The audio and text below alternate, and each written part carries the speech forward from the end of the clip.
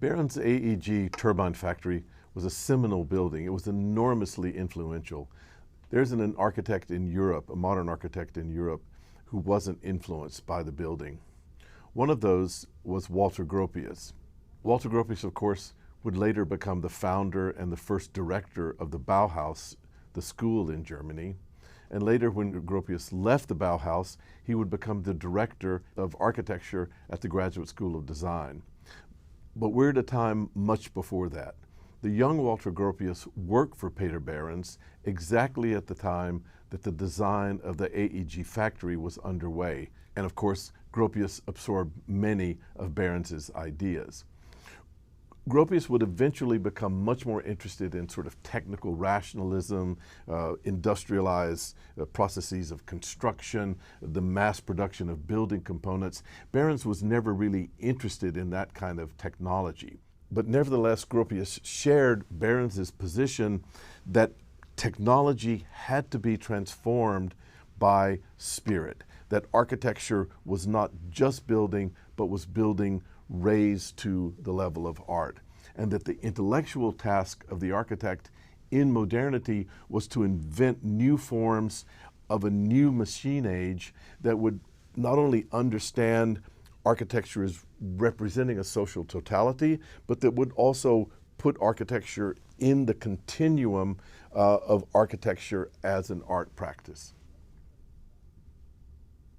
What I now want to look at very briefly is a project that Gropius did early in his career, just after leaving Behrens's office, that shows how the seminal ideas of the AEG factory could be transformed, elaborated, varied, and even in some way criticized, but still continued as part of a general aesthetic project of designing the factory building.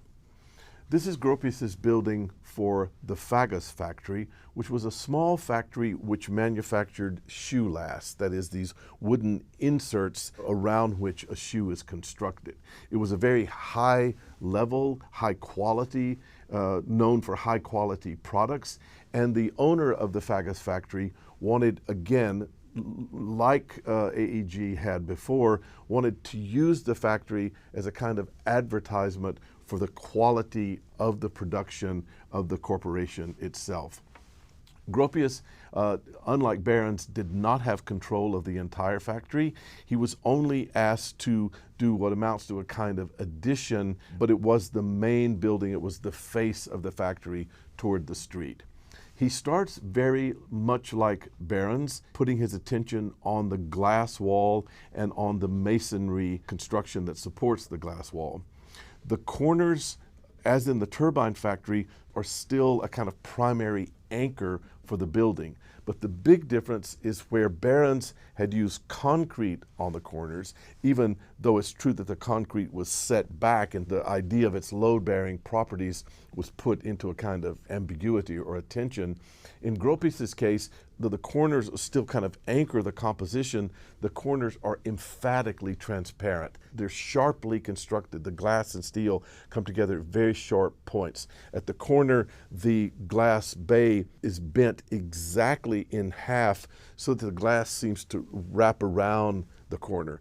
It looks very familiar to the contemporary eye, but this was so original that the contractors and the builders of the factory had a very hard time even understanding how they would build this to actually make those glass corners stand up. Again, following these ideas of contrast between the opaque and the transparent that Behrens developed, Gropius also sort of pushes in a solid masonry block that contains the entry to the building, sort of pushes it into that glass envelope or that glass membrane. Another difference, in almost like a reversal, is that while Behrens canted the glass at a slight angle and kept the face of the columns, in his case steel columns, straight, Gropius does in a way the opposite. The glass face is emphatically vertical and plumb, and it's the masonry piers that are battered so that they seem to lean in. This does two things. At the very top part of the building, it brings the face out well in front of its masonry support so that the glass seems to hang like a thin curtain from the top parapet. But the other thing it does is it casts a shadow, and it makes it look like the glass planes are kind of cut or sheared and are almost freestanding. Like barons in the front part of the AEG, this technique of isolating the plane of glass puts enormous visual emphasis on the glass as this tactile plane. In Barron's case, though it's not properly a curtain wall of glass, the pane was continuous, but it only went through one story. As high as the turbine factory is, it's only a single story. Gropius is working with, though it's a smaller building, it's 3 stories, but he makes it look as if the glass curtain wall goes all the way through 3 stories. This is very dramatic because it is one of the first times that this technique was used. He wants it to look like the glass is continuous in hanging, when in fact it's actually 3 separate panels. And then finally, he puts the staircases in the corner of the building, wrapped by this glass curtain wall. The visitor can see these freestanding staircases behind the glass wall even before he enters the building. Now, the effect of battering the brick piers and thereby getting the glass to set in front of the brick piers, and also by making the glass in the same plane as the parapet and in front of the base. The visual effect of all that is to make it seem like there's an entire plane of glass hanging from the parapet rather than resting on the base. The visual effect is that of what we call a curtain wall. Now, a proper curtain wall, as we see in any contemporary skyscraper, is actually a continuous network of glass that stands in front of the structure. In the case of the Fagus factory, it's not a proper curtain wall in that sense. The individual panes of glass are still attached to the structure just behind them.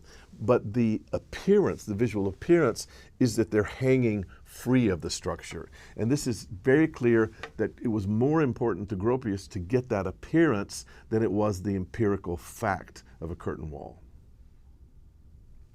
While Gropius would insist that, like Barron's, he wants his building to be seen in a continuum that begins with classical architecture and runs through modern times, through what amounts to a kind of critique of Barron's system, he manages to design a variation that we might think of as even more modern than the AEG factory, moving architecture even further to an industrial glass and steel aesthetic.